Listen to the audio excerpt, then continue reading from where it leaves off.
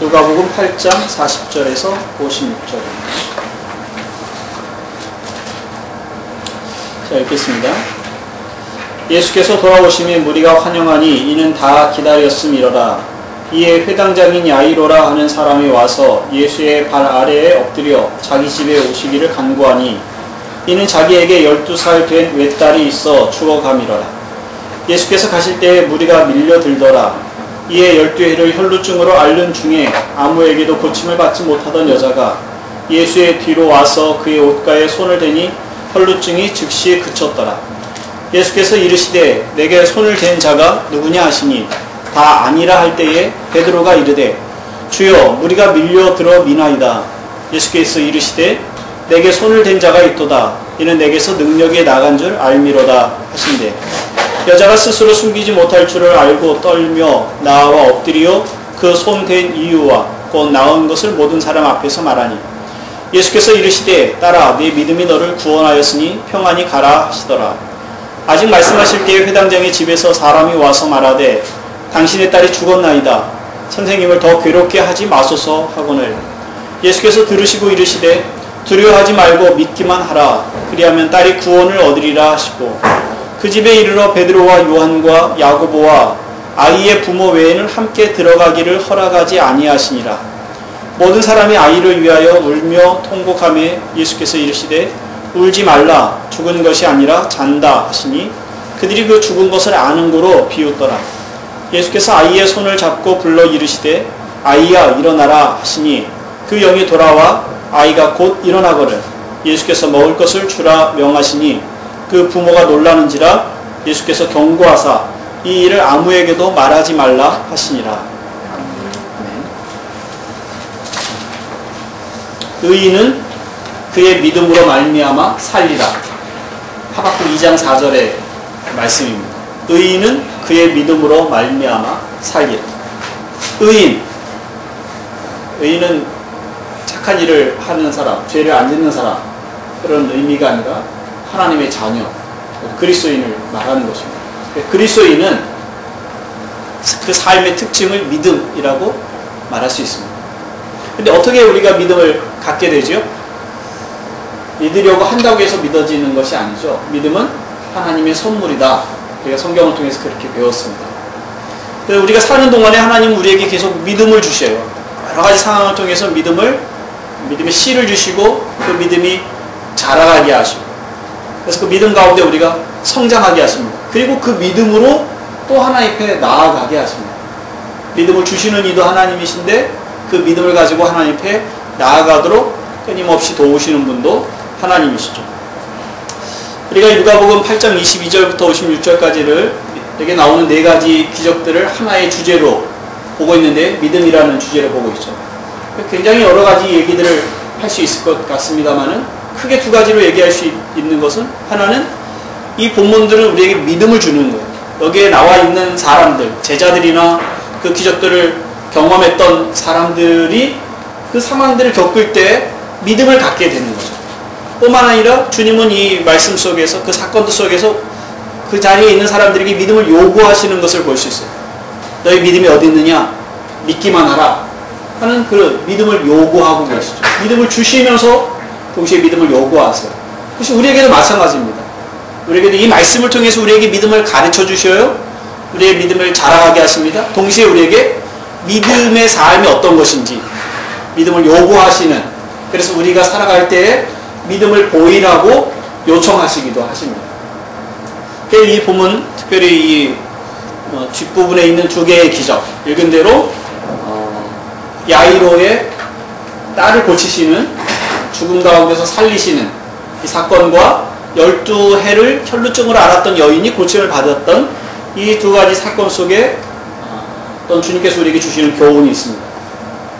이것이 꼭 요 두 가지에만 해당되는 것이 아니라 전체 그림과 관련이 되어 있는데요. 첫 번째는 믿음은 하나님과의 인격적인 관계라는 겁니다. 믿음은 하나님과의 인격적인 관계입니다.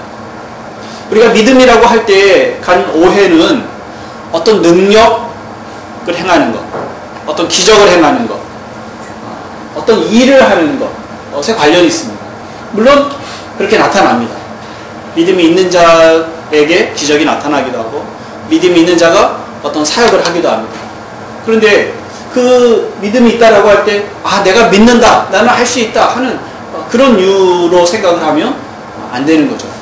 하나님과의 관계 가운데서 흘러나오는 결과물입니다. 그런데 우리가 그 결과에 집중을 합니다.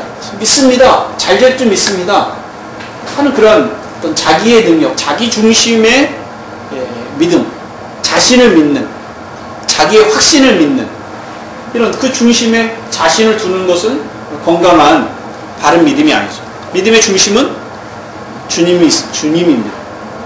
그 주님과의 관계로 나아오도록 하는 것이 믿음이며 그 주님과의 관계 가운데 있는 것이 믿음입니다.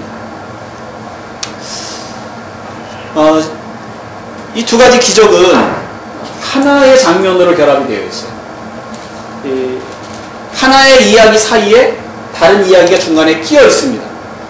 야이로, 회당장 야이로로부터 이야기가 출발이 되는데, 그리고 맞춰지는 것도 야이로의 이야기로 맞춰지죠. 그런데 그 중간에 12의 혈루증을 앓은 여인이 중간에 들어옵니다. 그렇죠? 그래서 이것을 샌드위치 구조라고 합니다. 빵과 빵 사이에 이 속에 다른 야채나 고기가 들어가 있는 그런 형태로 야이로와 야이로 이야기 사이에 여인의 얘기가 들어있는 거죠. 그리고 이 여인의 이야기가 이 야이로에게 주는 또 교훈이 있습니다. 야이로라는 사람은 회당장, 당시 유대인들의 회당을 관리하는 그 회당장입니다. 그런데 그에게 12살 난 외동딸이 있었어요. 근데 그가 죽어가고 있습니다. 그냥 병들어 있는 게 아니라 죽어가고 있었어요. 그래서 주님께 도움을 구하러 나왔습니다. 이 유대인으로서 예수님에 대한 어떤 신앙을 가지고 나왔다고 보기보다는 다른 방법이 없는 거죠. 죽기 전에 여러 가지 방법들을 써보지 않았겠습니까? 의사들을 부르기도 하고 전통적으로 그가 할 수 있는 모든 일들을 했을 것입니다. 그런데 방법이 없었어요. 계속 죽어가고 있습니다. 달리 방법이 없어서 예수님께 나온 겁니다. 아들하고 딸하고 또 이 부모의 마음이 다른 것 같아요. 아들을 덜 귀하게 여겨서라기보다 딸이 갖게 하는 그 애틋함, 그게 훨씬 더 부모의 마음을 더 쓰게 하지 않습니까? 딸 가지신 분 동의하실 수 있나요? 잘 모르겠어요. 근데 아들이 없으셔가지고 비교가 안 되시잖아요. 저는 아들만 있어서 또 비교가 안 되는데. 문영진님도 아들만 셋이라서 이해하시는 사람이 없어요. 근데 죽어가는 외동딸, 12살 된 외동딸을 가지고 있는 이 아이로의 마음을 그래 사실 상상하기가 좀 어렵습니다. 딸이 있다고 해서 이런 비슷한 처지에 놓여져 있지 않고서는 아이로가 어떻겠구나 하는 걸 또 충분히 이해하기 어렵죠. 그럼 우리는 상상할 수 있죠. 얼마나 참 그 애가 타들어갈까. 예수님께 나왔습니다. 도움을 요청합니다. 우리 집에 와주십시오 라고 말할 때 누가는 간구했다 이렇게 돼 있지만 마가는 많이 간구했다 이렇게 돼 있습니다. 그 조급함으로 이 외에는 이분도 오셔서 무엇을 하실 수 있는지 잘 모르지만 어쨌든 내가 기대할 곳은 여기밖에 없다라는 것이 분명하기 때문에 그렇게 간절히 요청을 했습니다. 그래서 이제 주님을 모시고 가고 있는데 가는 중에 굉장히 많은 사람들이 예수님을 따라왔습니다. 이렇게 몸이 부딪힐 정도로 많은 사람들이 왔던 것 같습니다. 그런데 12년 동안 혈류증으로 병을 앓았던 여인이 예수님의 옷이라도 만지면 살겠다 하는 그런 마음으로 예수님께 왔습니다.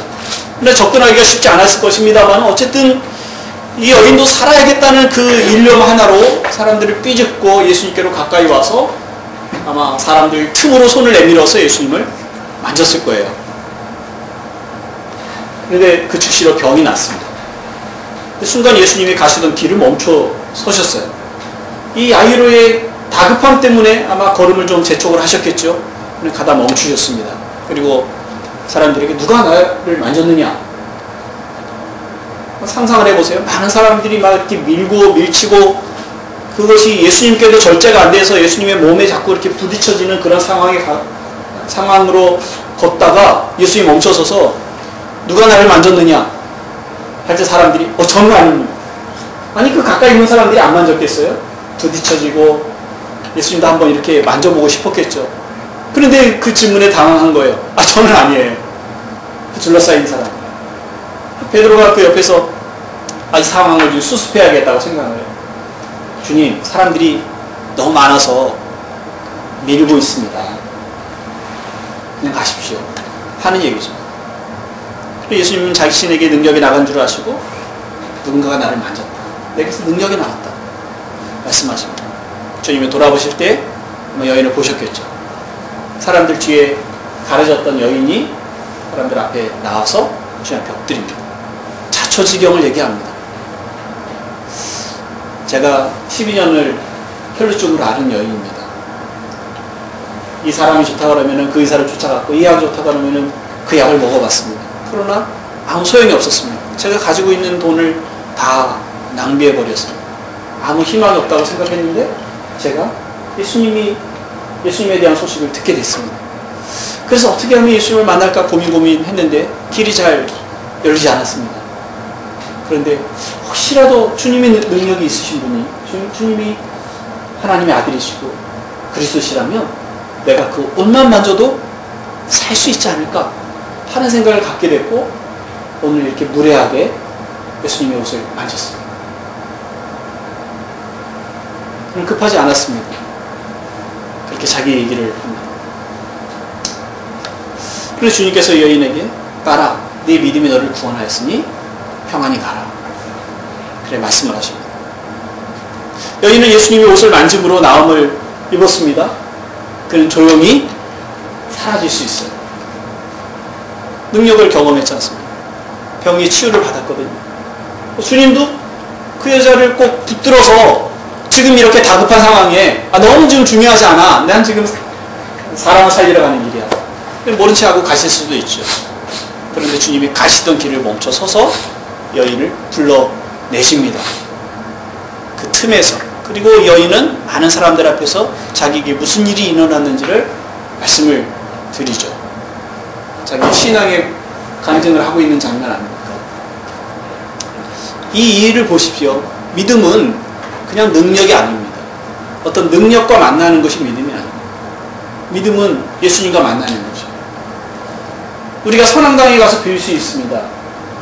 다른 종교들이라고 해서 인격적인 관계를 전혀 무시하는 것은 아닙니다만은 그냥 우리 입장에서 볼 때, 기독교적인 시각에서 볼 때 그런 인격적인 만남이라고 사실 하기가 좀 어렵죠. 어디 가서 절을 하고 그리고 거기서 능력을 받는 것으로 족한 거예요. 그러면 되는 거죠. 내가 나음을 얻었잖아요. 내가 소원하던 것이 됐잖아요. 그 소원을 들어준 신과 나하고 무슨 관계가 있는지는 별로 그렇게 중요하지 않거든요. 그런데 기독교 신앙은 그렇지 않습니다. 믿음의 결과가 문제가 아니라 믿음의 대상과의 관계의 문제예요. 그래서 주님이 여자를 모른 척하고 내어 보내실 수도 있었겠죠. 이미 나았지 않습니까? 그런데 붙들어 놓고 따라. 내 믿음이 너를 구원하였으니 평안히 가라. 주님이 보내시기 전에도 이 여자를 평안을 얻을 수 있었지 않았을까요? 근데 이 여자를 부르실 때 따라 부르실 때 너와 나와 이런 관계다라고 말씀을 하시는 거죠. 이스라엘의 하나님의 자녀야 하고 말씀하시는 겁니다. 평안히 가라. 단지 병에서 나음을 얻은 것이 아니라 이 여자가 하나님과의 관계로 들어왔음을 확인시켜 주시는 겁니다. 그리고 이 삶을 모든 매여 있는 것으로부터 자유롭게 하는 것입니다. 아마 이 여자가 가지고 있었던 마음의 어떤 무게들, 그냥 이 단지 병뿐만 아니라 그 영혼에 매여 있는 모든 것으로부터 자유롭게 되는 것을 경험했으리라고 생각됩니다. 이 상황이 벌어지는 동안 지금 이렇게 길게 제가 얘기하는 것도 이유가 있습니다. 지금 이전의 상황은 어떠세요? 야이로에 의해서 다급하게 움직이셨던 주님이셨죠. 사람들도 그 다급하게 재촉하여 가는 그 주님을 쫓아가고 있었습니다. 그런데 지금 이런 이야기들이 벌어지고 있는 거예요. 그 옆에서 야이로가 아마 주님의 손을 끌고 얼른 당겨가고 싶은 그런 마음이 있었을 것입니다. 한시가 급한데 주님이 이 여자에게 지체하고 계시는 모습을 그냥 옆에서 지켜볼 수밖에 없었습니다. 그런데 불사 바로 그렇게 말씀하실 때에, 성경이 그렇게 되어 있어요. 말씀하실 때에 야이로의 집에서 사람이 왔습니다. 왜 왔겠습니까? 그의 정갈은 이것이 당신의 딸이 죽었습니다. 야이로가 그 말을 듣는 순간에 온 몸에서 힘이 빠지고 아마 주저앉고 싶었을 것입니다. 무슨 생각을 하는지 모든 생각이 머릿속에서 빠져나간 그런 느낌이었을 거라고 생각됩니다.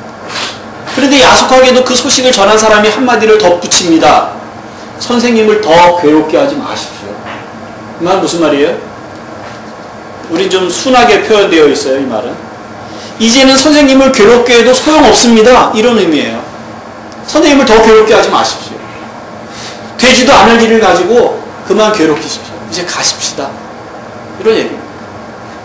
죽은 아이를 놔두고 의사에게 매달리는 그런 장면들을 우리는 드라마나 영화 같은서 보죠.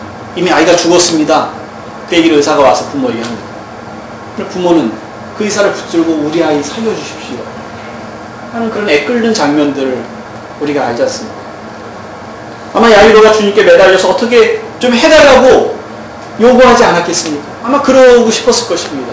그러고 있었는지도 모르겠어요. 그런데 이 사람이 그만하십시오. 주님을 괴롭게 하지 마십시오. 그때 주님이 하시는 말씀이 두려워하지 말고 믿기만 하라. 그렇게 말씀하죠. 야이로는 믿음이 없는 사람이에요. 우리는 성경에 이런 기적들을 볼 때마다 무슨 생각을, 어떻게 교훈을 얻느냐면 믿으면 됩니다. 이렇게 교훈을 얻습니다. 믿으면 됩니다. 그래서 그 얘기를 들을 때마다 사실 저는 개운하지 않은 마음이 있었어요. 나는 믿음이 없는 사람이다. 기적이 일어나지 않는 이유는 내가 믿음이 없기 때문이다. 그렇게 가는 거죠. 그런데 이 말씀 보십시오. 야이로가 믿는 사람이었습니까? 그렇지 않습니다. 주님이 그에게 믿음을 주고 계십니다. 물론 이 여인은 믿음의 사람이었어요. 근데 이와 같이 믿음을 가지고 있는 사람들은 흔하지 않습니다. 주님이 이렇게 믿음 있는 사람들을 통해서 믿음 없는 사람들을 깨우고 계시지 않습니까? 거라사에는 수많은 사람들이 믿지 않았어요. 한 사람만 믿었어요. 그 한 사람을 통해서 나머지 사람들을 깨우고 계시는 거잖아요. 제자들조차도 풍랑 속에서 주님을 믿지 못했어요. 주님이 그들을 깨우셔서 믿음을 주고 계시는 거 아닙니까? 우리에게도 마찬가지입니다. 우리도 한편에서 믿음을 갖게 됐지만 그러나 또 여전히 믿음이 부족한 사람 중에 있어요. 주님이 이 말씀을 통해서 우리를 깨우시는 거예요. 우리 더 믿음 있는 자리로 나아가야 됩니다. 그렇지만 우리의 믿음이 없어서 시련이 오는 것이 아닙니다. 믿음이 없어서 기적이 일어나지 않는 것은 아닙니다.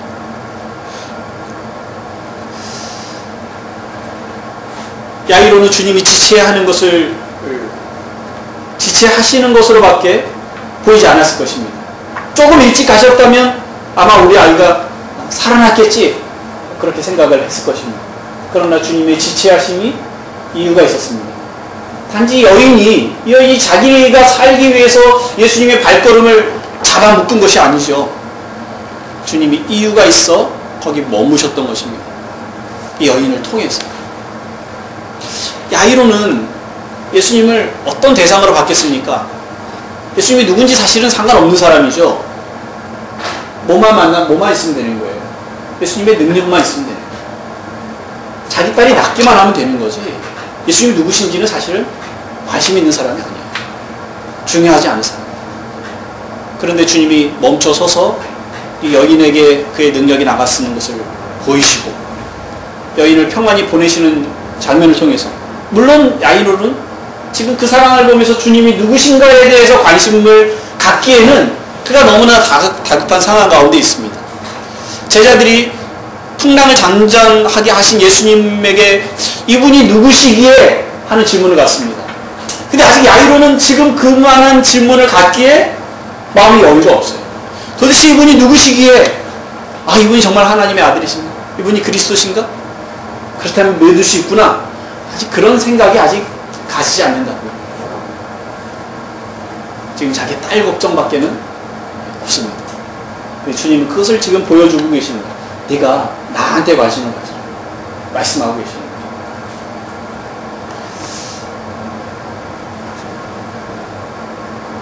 우리에게 주님은 어떤 분이신가?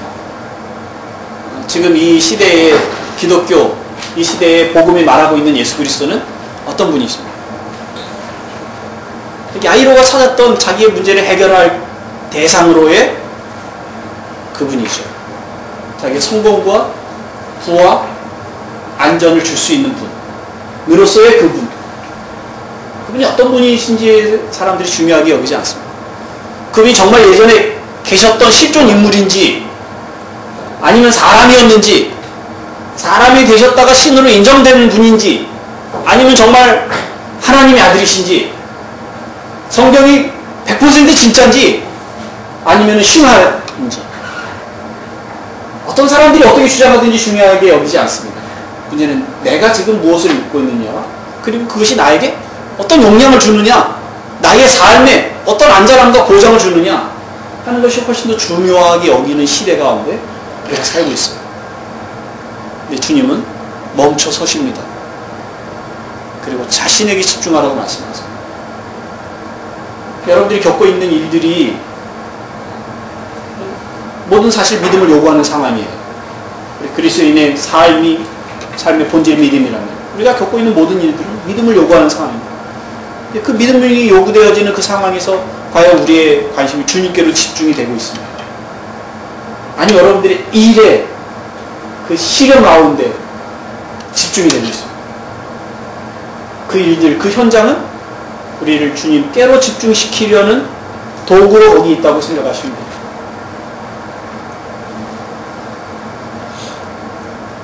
믿음은 하나님과의 관계로, 예수 그리스도의 관계로 우리를 이끌어갑니다. 믿음은 그 관계입니다. 또 한 가지 배울 수 있는 것은 믿음은 영혼의 구원을 바라보는 것입니다. 믿음은 영혼의 구원을 바라보는 것입니다. 베드로전서 1장 6절 9절에 이런 말씀이 있어요. 그러므로 너희가 이제 여러 가지 시험으로 말미암아 잠깐 근심하게 되지 않을 수 없으나 오히려 크게 기뻐하는도다. 너희의 믿음의 확실함은 불로 연단하여도 없어질 금보다 더 귀하여 예수 그리스도께서 나타나실 때에 칭찬과 영광과 존귀를 얻게 할 것입니다. 예수를 너희가 보지 못하였으나 사랑하는도다. 이제도 보지 못하나 믿고 말할 수 없는 영광스러운 즐거움으로 기뻐하니 믿음의 결국 곧 영혼의 구원을 받음이라. 우리가 여러 가지 시험을 만납니다. 그런데 그 시험을 만나는 중에도 기뻐할 수 있는 것은, 그리고 그 시험을 이긴 후에 칭찬과 영광과 존귀를 얻게 될 것을 소망하고 살아가는 것은, 그리고 예수 그리스도를 보지 못하였음에도 불구하고 사랑하며 영광스러운 즐거움으로 기뻐하는 것은 우리의 영혼이 구원을 받았기 때문입니다. 그리고 받을 것이기 때문에 그렇습니다. 영혼의 구원이 그 무엇보다도 가치 있는 일이라고 알고 살아가는 것이 믿음의 삶입니다. 주님께서 야이로의 집에 들어가셔서 그의 딸을 살리셨습니다. 그리고 주님께서는 아무에게도 그 일을 말하지 말라 그렇게 말씀하십니다. 왜 그러셨을까요? 왜 주님께서 아무에게도 말하지 말라 하셨을까요? 소녀가 죽었다가 살아난 것은 비밀이 될 수 없습니다. 그렇죠? 이미 그가 죽은 사실을 알고 사람들이 꽃을 준비하고 장례식을 준비하는 이것이 그 집의 광경이었습니다. 그런데 주님이 이 아이가 죽었다가 살아난 것이 공공연하게 알려지는 것을 원하지 않으셨습니다. 아마 주님이 아직 죽으시기에 사람들을 자극해서 주님이 십자가에 달리시기에 아직 때가 아니기 때문에 감추시기도 하셨을 것입니다. 그런데 야이로의 딸의 죽음과 부활은 사람들에게 이분이 누구신가 하는 것에 대해서 더 많은 관심을 갖게끔 하시는 데에 초점이 있었기 때문에 그렇습니다. 예수님은 죽은 사람을 살리시는 분이 아니십니다. 그러기 위해서 오신 것이 아니잖아요.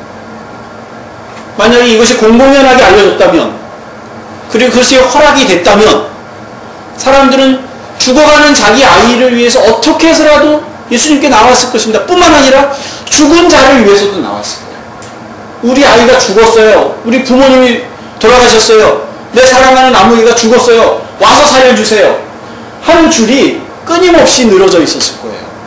사람들을 장사 지내지 못하고 와서 살려주시기를 기다렸을 것입니다. 그런데 이 사실을 알리지 말라는 그 경고의 말씀은 사람들에게 여러 가지 생각을 합니다. 왜 그러셨을까? 생각을 하는 거죠. 그 자리에 참여했던 3명의 제자가 있습니다. 베드로, 야고보, 요한. 왜 우리만 데리고 들어가셨지? 우리를 특별하게 사랑하셔서? 물론 그러셨을 겁니다. 주님의 의도가 뭘까? 왜 주님은 이 죽은 아이를 살려내시고 이것을 비밀에 붙이기를 원하셨을까? 생각했겠죠. 아마 당장에는 그 이유가 무엇인지 알 수 없었을 것입니다. 그러나 주님의 의도는, 우리가 주님의 그 삶 전체를 놓고 볼 때 주님의 의도는 주님 자신의 죽으심과 부활에 맞춰져 있습니다. 이 아이로의 딸의 죽음과 다시 살아남을 통해서 예수 그리스도의 죽음과 살아남을 미리 보이신 것입니다. 우리의 믿음은 현재의 삶에 영향을 줍니다. 때로는 우리가 연약한 자를 위해서 기도했을 때 그가 살아나기도 하고, 병든 자가 일어나기도 하고, 문제가 해결되어지는 것을 경험할 수 있습니다. 그러나 그것은 소수입니다. 여러분들이 살아갔던 삶을 보시고 여러분들이 기도했던 기도의 내용들을 보세요. 기도를 했고 문제 해결되기를 위해서 믿음으로 나갔는데 그것이 잘 된 케이스와 그렇지 않은 케이스를 한번 페어해 보세요. 어떤 게 더 많습니까? 어떤 게 더 많아요? 믿음으로 기도를 해서 문제가 해결되어진 것이 더 많습니까? 아니면 시련 가운데 그것을 견뎌낸 삶이 더 많습니까? 기도가 응답되어진 사건이 많습니까? 응답되지 않은 사건이 많습니다. 응답되지 않은 사건들이 더 많습니다. 진행 중인 일들이 훨씬 더 많습니다. 근데 생각해봐도 우리가 알겠지만 우리가 아무 일 없이 정말 좋은 일들만 있는 그 날수와 우리가 늘 무엇인가가 문제가 있어 그거 가지고 기도해야 되고 겪고 싸워야 하는 날들, 인생을 볼 때 어떤 게 더 많을지 추측이 가능하신가요? 예측이 가능하세요? 여러분들이 앞에 살입니다. 안 살아봤지만. 근데 확실히 제가 마칠 수 있는 예언을 하자면 시련의 날들이 훨씬 많습니다. 그렇죠? 그런데도 살아갈 수 있는 이유는 그 시련의 날 속에 우리를 건지시는 도우심이 있기 때문에 살아가는 거죠. 고난의 날들이 많지만 그 고난에서 이겼던 경험들 때문에 앞으로도 가는 그런 일들이 있구나 하는 그런 소망 때문에 살아가는 거죠. 그런 믿음 때문에 살아가는 거죠. 이 날이, 고난의 날이 많기 때문에 살 수 없다, 그런 것이 아니에요. 소망이 없으면 죽는 거예요. 거기서 빠져나올 수 있는 길이 없다고 생각하면 포기하는 거죠. 근데 주님이 보여주시는 거죠. 주님의 죽으심과 부활에 이 제자들의 삶의 관심이, 생각이 거기에 꽂히기를 바라고 계시는 거예요. 주님의 죽으심과 부활의 의미는 뭡니까? 그것은 여기에서의 삶의 안전을 말하는 것이 아니라, 여기에서 모든 시련을 제거하시는 것이 아니라 우리 영혼의 구원을 말하는 것입니다. 그 영혼의 구원은 단지 우리 몸과는 상관없이 우리의 죄만 용서하신다는 그런 의미가 아니라 전 인격적인 것을 말하는 거예요. 그 사람의 전 인격적인 구원을 말하는 것이에요. 우리는 이미 그리스도의 죽으심과 부활을 통해서 구원이 시작되어 있습니다. 우리는 구원을 받았어요. 그렇지만 그 완성은 그리스도의 오심을 통해서 완성이 되는 거예요. 그럼 제자들이 예수 그리스도의 죽으심과 부활에 그들의 믿음에 초점을 둬야겠다면 우리는 그리스도의 다시 오심에 우리의 믿음에 초점을 둬야 되는 것이죠. 그것이 베드로 사도가 말하려고 했던 바입니다. 우리가 예수 그리스도를 보지 못하였지만 우리는 주님을 사랑하고 말할 수 없는 즐거움으로 기뻐합니다. 우리는 여러 가지 시련을 겪고 있지만 그것을 견뎌내서 나중에는 칭찬과 영광과 존경함을 받게 될 것입니다. 근데 우리가 예수 그리스도를 보지 못하였고 그리고 여러 가지 시련 가운데 있음에도 불구하고 그것을 견딜 수 있는 힘은 영혼의 구원을 우리가 받기 때문입니다. 그건 두 가지가 들어있는 거예요. 영혼의 구원을 우리가 받았으면 또한 받게 될 것이라는 이 두 가지 시제가 다 거기 포함이 되어 있는 거예요. 그것으로 우리를 이끌어가고 계세요. 이것이 믿음의 삶입니다. 믿음은 어떤 능력, 어떤 안전 보장, 우리가 여기에서 시련과 겪는 모든 아픔들을 이겨낼 수 있는 어떤 힘, 어떤 장치, 그런 것들이 아니에요. 믿음은 폭풍 중에 제자들이 만났던 것처럼 그것을 견뎌 싸워나가는 힘입니다. 믿음은 우리를 그리스도에게로 집중시켜서 그리스도가 누구신지 생각하게 하는 것입니다. 그리고 관계 가운데 우리를 묶어두는 것이 믿음입니다. 그리고 그 믿음은 우리를 지금 여기에 초점을 두고 살아가는 것이 아니라 내가 지금 어떤 상황이 있는지 그 상황이 나를 침몰시키고 그 상황이 나를 삼켜버리도록 그냥 놔두는 것이 아니라 이 상황에서 나를 건지실 그리스도, 나를 온전하게 하실 그리스도, 지금 이 상황 후에 영혼의 구원에 이르게 하실 그리스도, 내게 지금의 믿음을 가르쳐 주셔서 결국 믿음을 온전하게 하셔서 그리스도를 만나게 될 그 날을 기대하고 살아가게 하시는, 그걸 소망하고 살아가게 하시는 그것이 바로 믿음입니다. 그것이 인생이죠. 그리스도인들의 인생은 여기에 삶에 초점이 맞춰져 있지 않습니다. 그리스도를 만나는 것에 초점이 맞춰져 있습니다. 그것이 가치 있기 때문에 역으로 여기에 삶이 가치 있는 것이에요. 그것이 거울이 돼서 거울에 비춰진 그 영광과 존귀함이 여기에 삶에 비춰져서 여기에 삶이 가치가 있는 것이에요. 우리는 여기를 소홀히 할 수 없습니다만, 그러나 우리의 믿음이 여기에 머물지 않아요. 이 시련 넘어 그리스도를 만나는 것에 있음을 잊어서는 안 됩니다.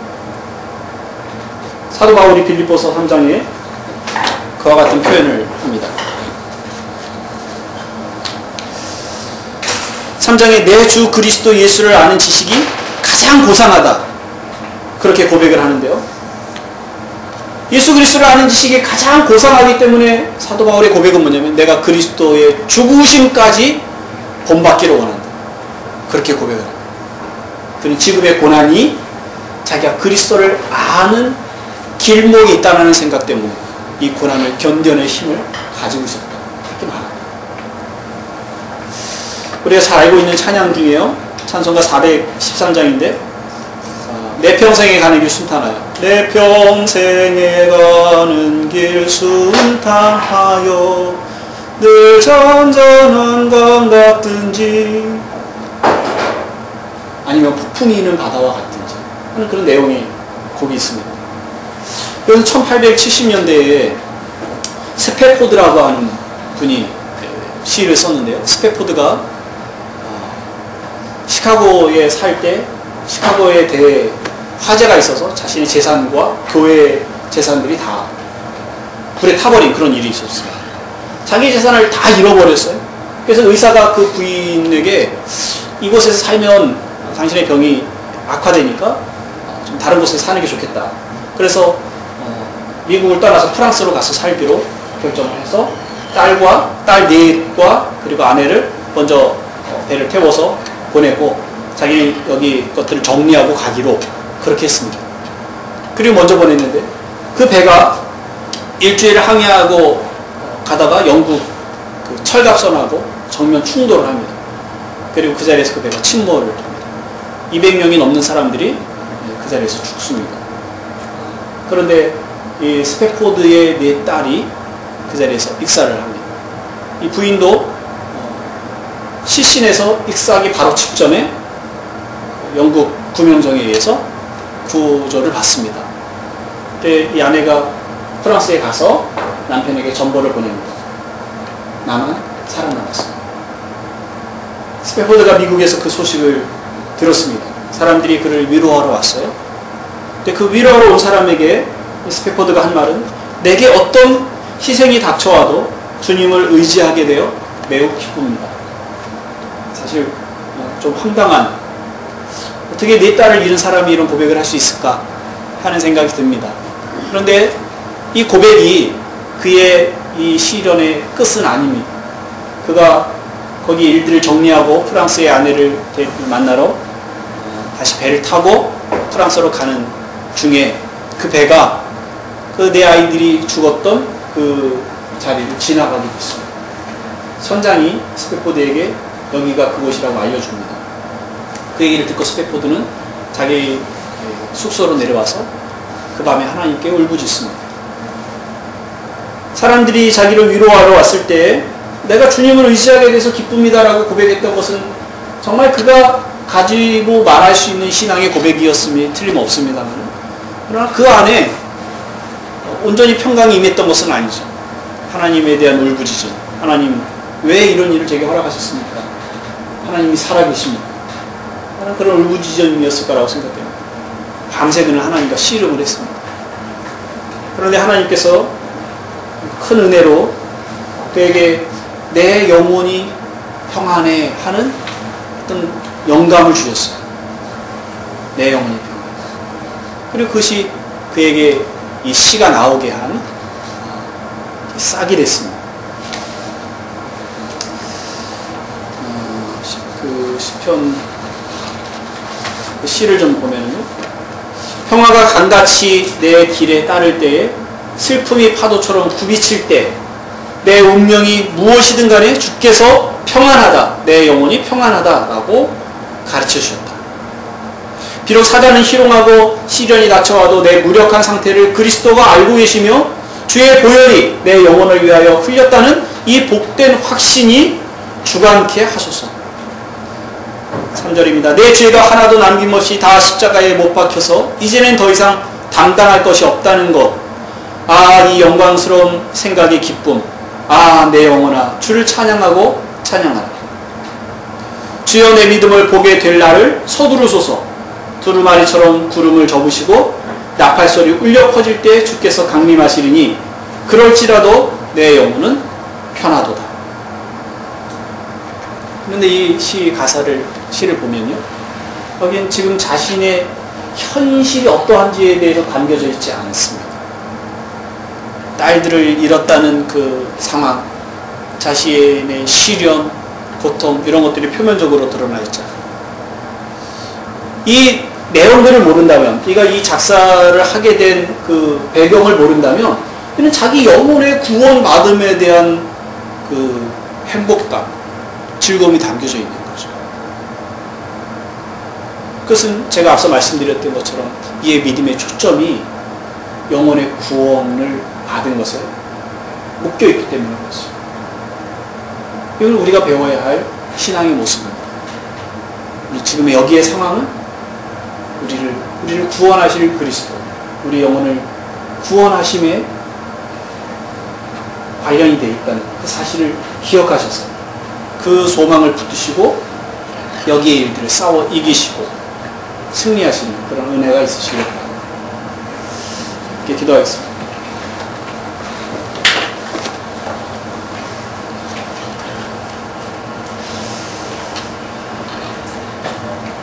하나님 아버지,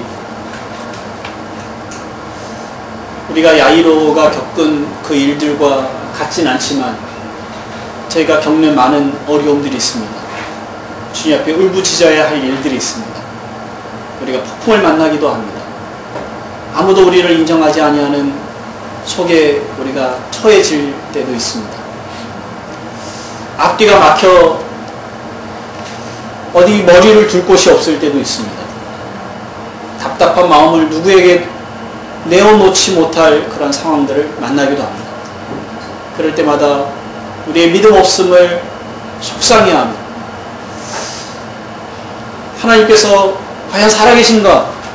우리 안에 그런 원망이 들기도 하고 미래에 대한 소망이 없으므로 좌절하고 낭망하게 될 순간들을 겪기도 합니다. 그런데 주님이 말씀을 통해서 우리의 눈을 주님을 보게 하시니 우리의 믿음이 우리의 영혼의 구원을 향하여 초점에 맞춰지게 하시니 고맙습니다. 우리가 다 이해하지 못하지만 우리가 지금 순간순간 살아갈 때 믿음으로만 살지 못하지만 그러나 주님이 우리를 놓지 않으시고 믿음을 견고하게 하시고 주님이 우리를 부르셔서 주님의 관계 가운데 끌어안으시고 그리고 함께 주님이 주님을 만나게 될 것을 그 영광스러운 날을 기대하고 소망하며 살아가게 하시니 고맙습니다.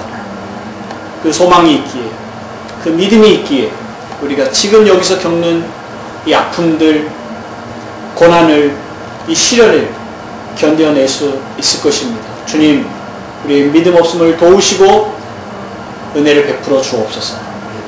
예수님의 이름으로 기도하옵나이다. 아멘.